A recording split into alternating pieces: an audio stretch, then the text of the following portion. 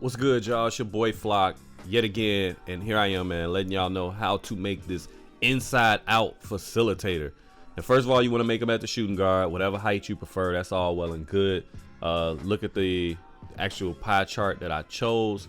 We're gonna take a look at that. Now, this build, like I said, once again, I just be playing around sometimes, and I know it's people that's probably made this build before, but this is one of those builds that you don't see that much when you go play like at the rec or when you play at the park and events and stuff like that.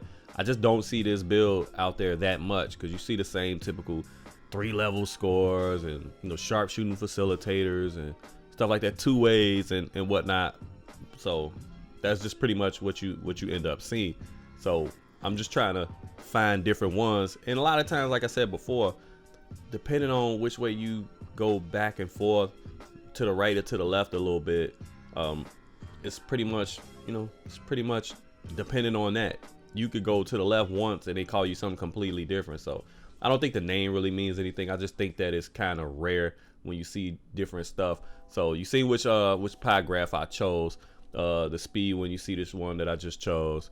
With the close shot, just pay attention to where I have it at. I just have the close shot, drive and layup, and drive and dunk up as high as they can possibly go, and that right there should give you like 14 finishing badges, which is cool. That's pretty good. I mean, to be honest with you, I think anything, even if you're a slasher, anything more than 20, I think if you can get them somewhere else, do get them somewhere else, because I mean, how many of those do you really need?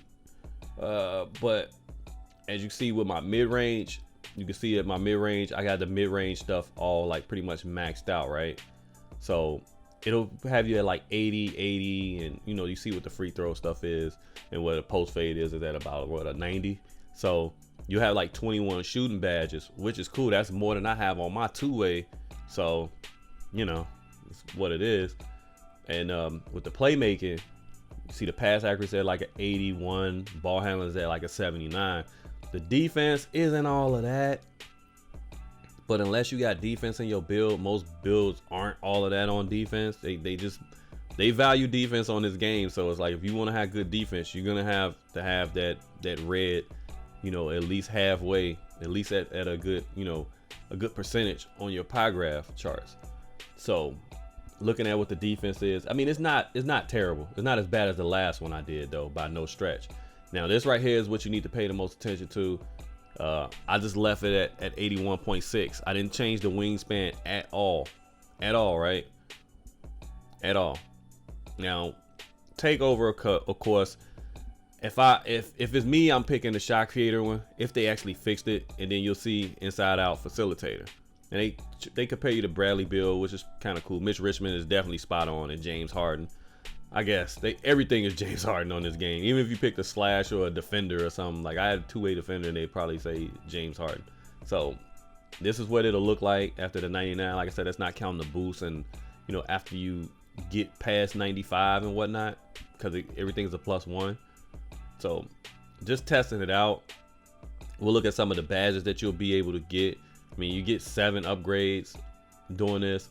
I would, of course, always, if you're a perimeter defender, like if you're a perimeter player rather, make sure your clamps and your intimidator is on gold if you can get them both there without question. Playmaking, make sure your space creator and first step, unpluckable is as high as they can pretty much go. Everything else after that is up to you. If you want to go like handles for days, stop and go, depending on how you play. I just say go for it. If you want to do a combination of both, put 1 bronze and 1 silver or whatever, you could do it like that.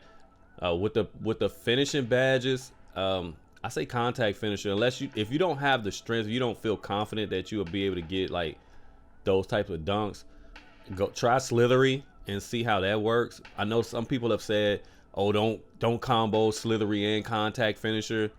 Do whatever you want, man. Do whatever you want. These people that claim they know, they don't know, because there's some cases where you will have to go around someone. You can't go through everyone. That's that brain dead slasher mentality. So you can't go through everyone. I like fancy footwork sometimes. Sometimes it does create space for you to do the hop layups and hop dunks. So if you're good at that, then use that. Relentless finisher seems cool. I don't think you need it as high unless you just got I can't talk. Badges to blow with your build, but for the most part, I feel like higher than silver is really not that necessary. With this, I always say catch and shoot on Hall of Fame is the way to go. That's just my personal preference. Do what you like to do. I'm not saying that this is like the end all be all, but I think this is like the best combination of shooting badges if you have like under 20 to 25 badges. So you see what I did there. So all in all, if you ask me, do I recommend this build? I say yes. If you could be good at everything but not great at anything. So that's just my recommendation. I say at least try it out if you're running out of stuff to do, running out of ideas. Hopefully this helped y'all. I'm Flock and I'm out of here, y'all. Peace.